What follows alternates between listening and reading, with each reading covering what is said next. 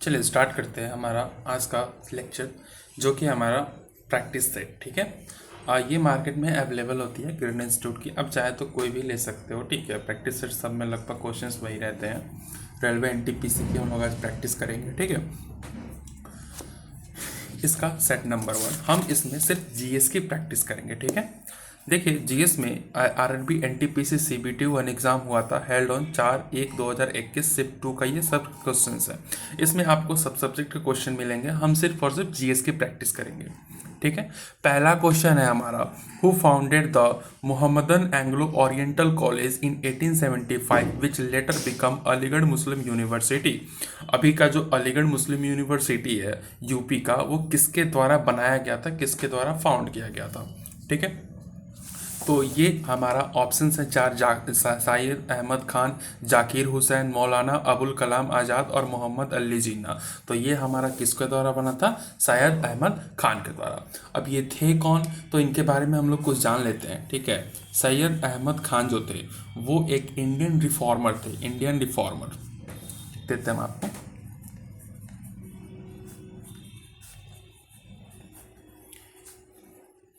Indian reformer थे। ठीक है, उसके बाद इन्होंने एक बुक लिखा था, ही रॉट। बुक का नाम क्या था, कॉज ऑफ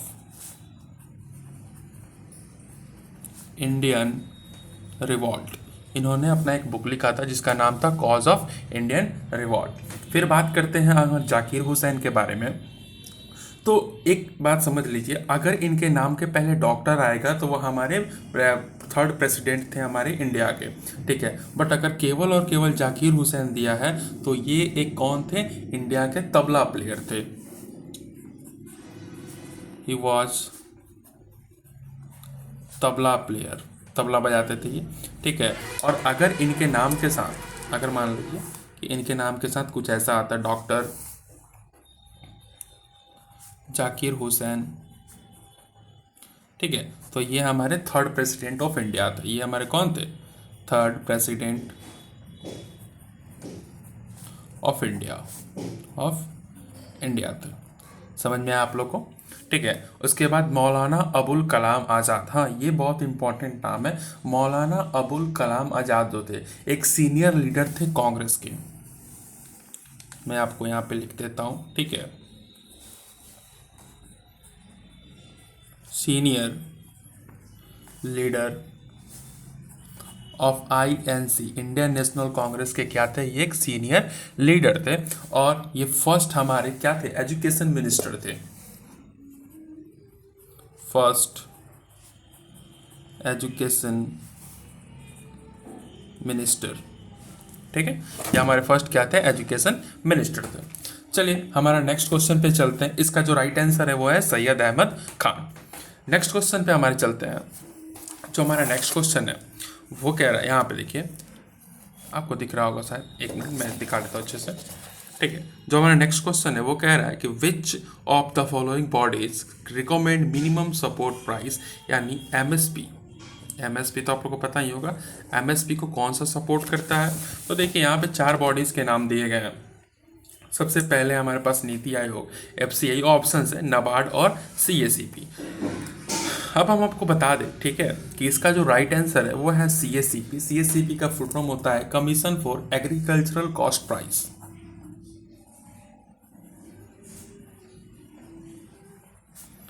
फॉर कल्चरल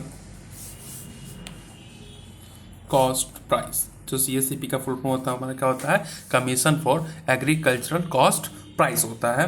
और अभी के जो इसके चेयरमैन है, जो इसके चेयरमैन है वो कौन है, वो है हमारे विजय पॉल शर्मा। विजय पॉल शर्मा, समझा। अभी के जो इसके चेयरमैन है वो कौन है, हमारे विजय पॉल शर्मा। इसका अगर बात करें हेडक्वार्टर की, हेडक्वार्टर, ठीक है, इसका अगर हम हेडक्वार्टर की बात करें तो ये हमारा कहाँ पे है, दिल्ली में है। कहाँ पे है, दिल्ली में है। आप इसे नोट डाउन भी कर सकते हैं अपने कॉपी में, ये कहाँ पे हमारा दिल्ली में है। ठीक है, अच्छा, इसके पेरेंट डिपार्टमेंट का मतलब होता है कि किसके द्वारा ये कंट्रोल होता है। इसके पेरेंट डिपार्टमेंट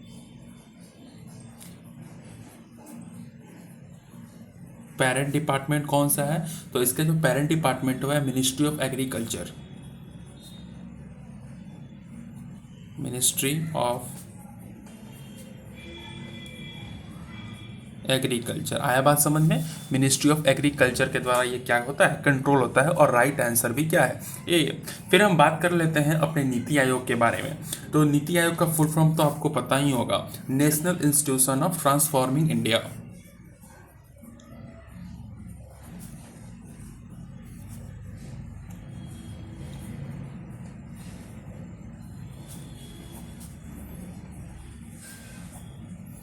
ट्रांसफॉर्मिंग इंडिया, ठीक है, national institution of transforming India. और ये कब बना था, नीति आयोग कब बना था, तो ये हमारा बना था 1 जनवरी 2015 को।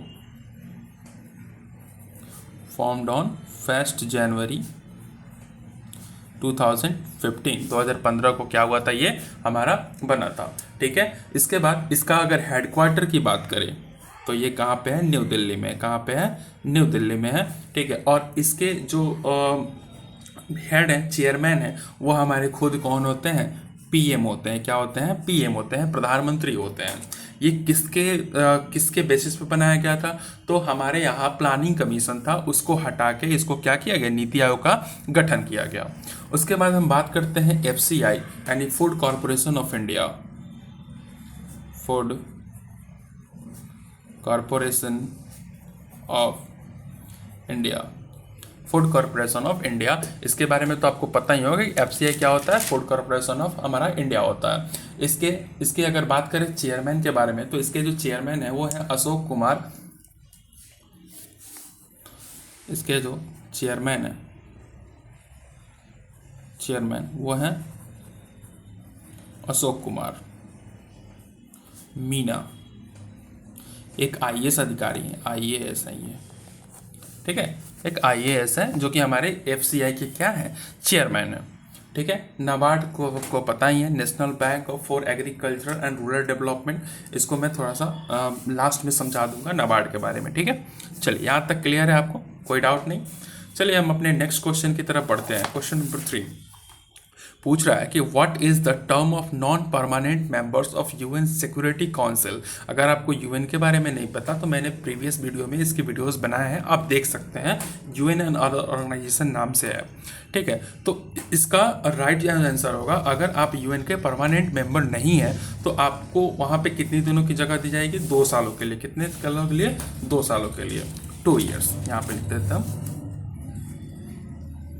2 ईयर्स। ठीक है, आई थिंक आपको समझ में आ रहा होगा। फिर नेक्स्ट क्वेश्चन पे हम चलते हैं।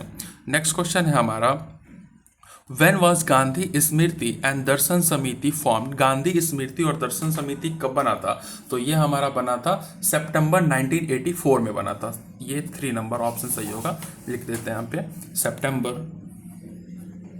1984 में बना था। ठीक है, आई थिंक आपको समझ में आया होगा। चलिए अब हम बात करते हैं अपने 5 नंबर क्वेश्चन के पे। ठीक है, 5 नंबर जो हमारा क्वेश्चन है वो कह रहा है कि the southern most tip of the Indian territory is, the southern most tip of the Indian territory. अब देखो साउथर्न मोस्ट टिप, अगर आप ध्यान से देखोगे, ठीक है, ध्यान से, तो ये रहा हमारा इंडिया। मान लो कि इंडिया का ये छोटा सा क्या है, दिशा बनाता है। ठीक है, अब देखिए यहाँ पे हमारा होता है क्या, यहाँ पे हमारा होता है नॉर्थ, यहाँ पे हमारा होता है ईस्ट, यहाँ पे हमारा होता है साउथ, और यहाँ पे हमारा होता है वेस्ट। अगर हम बात करें नॉर्थ की, तो नॉर्थर्न मोस्ट जो पार्ट होता है इंडिया का वो होता है इंदिरा कॉल।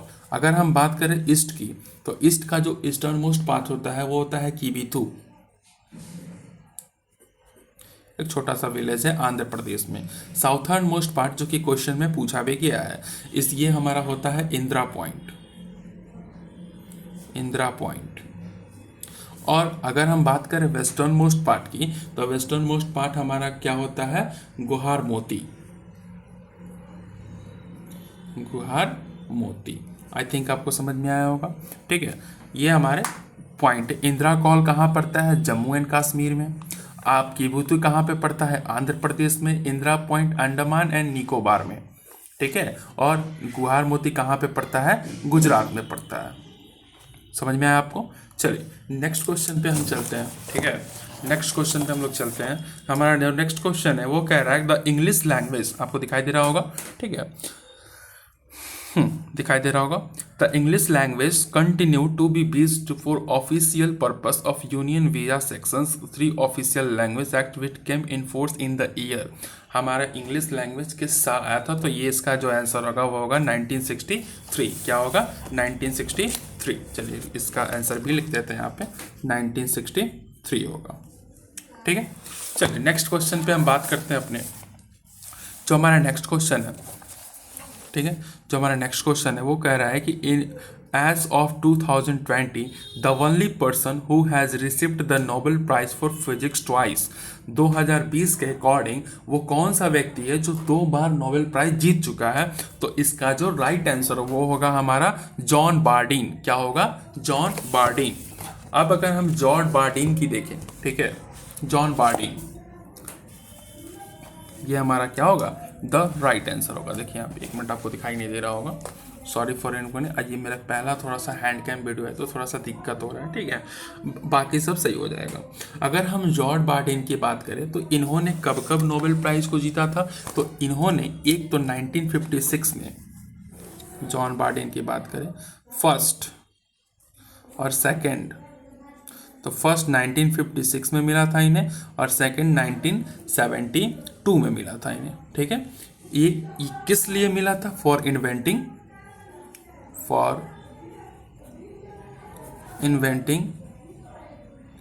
ट्रांजिस्टर को इन्वेंट करने के लिए इसे क्या, इन्हें नोबेल प्राइज मिला था।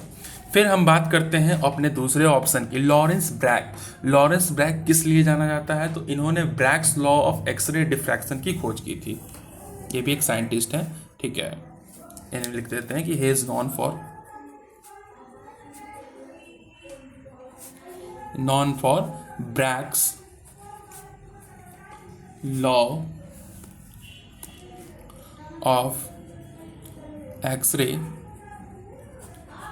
डिफ्रैक्शन। ठीक है, फिर हमारा आता है आर्थर अस्किन। अब आर्थर अस्किन क्या थे? तो ये एक अमेरिकन साइंटिस्ट थे। आर्थर अस्किन जो है ये एक अमेरिकन साइंटिस्ट है, अमेरिकन साइंटिस्ट हैं। ठीक है, और इन्हें फादर ऑफ ऑप्टिकल टीचर्स भी कहा जाता है। He is also known as father of optical tweezers. Father of optical tweezers भी इन्हें कहा जाता है। ठीक है, फिर हमारे बात करते हैं मैरी क्यूरी। ये एक पॉलिश फिजिक्सिस्ट है। ये लड़की है, सी इज पॉलिश साइंटिस्ट। ठीक है, आई थिंक आपको यहाँ तक समझ में आया होगा। ठीक है, चलिए हम अपने नेक्स्ट क्वेश्चन पे बात